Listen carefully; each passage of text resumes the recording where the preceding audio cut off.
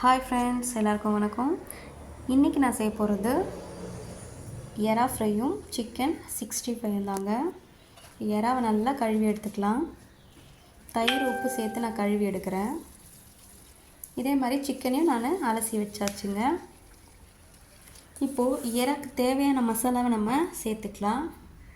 1/2 spoon இஞ்சி பூண்டு paste, தேவையான அளவு உப்பு, 1/4 ஸ்பூன் மஞ்சத்தூள், 1 ஸ்பூன் வெறும் மிளகாய்த்தூள் சேர்த்துருக்கேங்க எறாக்கு. இது நல்லா மிக்ஸ் பண்ணி ஒரு 1/2 அன் ஹவர் ஊற வச்சிடலாம். சிக்கனில் சிக்கன் 65 மசாலா போட்டிருக்கேங்க. அது கூட இஞ்சி பூண்டு பேஸ்ட்டு, லெமனு, உப்பு, தயிர் இதெல்லாம் சேர்த்து நல்லா ஒரு 1/2 அன் ஹவர் ஊற வச்சுட்டேங்க. அதையும் மிக்ஸ் பண்ணிவிட்டு இப்போ நம்ம எண்ணெயில் கொஞ்சம் கொஞ்சமாக வறுத்து எடுத்துடலாங்க.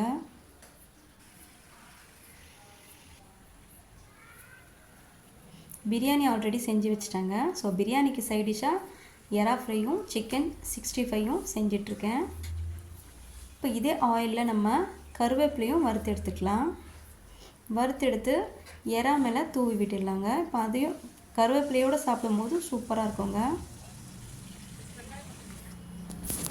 இப்போ எல்லாம் ரெடி ஆயிடுச்சுங்க.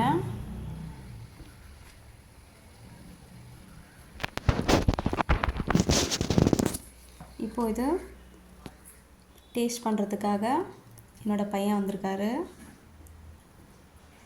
ஸோ அவங்க பார்த்துட்டு சொல்லிவிடுவாங்க எப்படி நல்லா இருக்கா நல்லா இல்லையா, எதாக இருந்தாலும் அவர் தான் ஜட்ஜ்மெண்ட் பண்ணுறாங்க.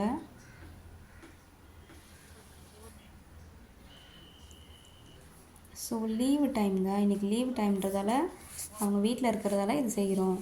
மற்றபடி ஸ்கூல் போகிற டைமில் அவங்களுக்கும் டைம் இருக்காது சாப்பிட்றதுக்கு, எங்களுக்கு அது செய்கிறதுக்கான டைம் இருக்காது. குழந்தைங்க வீட்டில் இருந்தால் தான் நம்ம ஏதாவது செஞ்சு கொடுக்க முடியும் அவங்களுக்கு. ஸோ அப்படி தாங்க இது செஞ்சது. இந்த வீடியோ உங்களுக்கு பிடிச்சிருந்தா லைக் பண்ணுங்கள், ஷேர் பண்ணுங்கள், மறக்காமல் சப்ஸ்கிரைப் பண்ணுங்கள். தேங்க்யூ.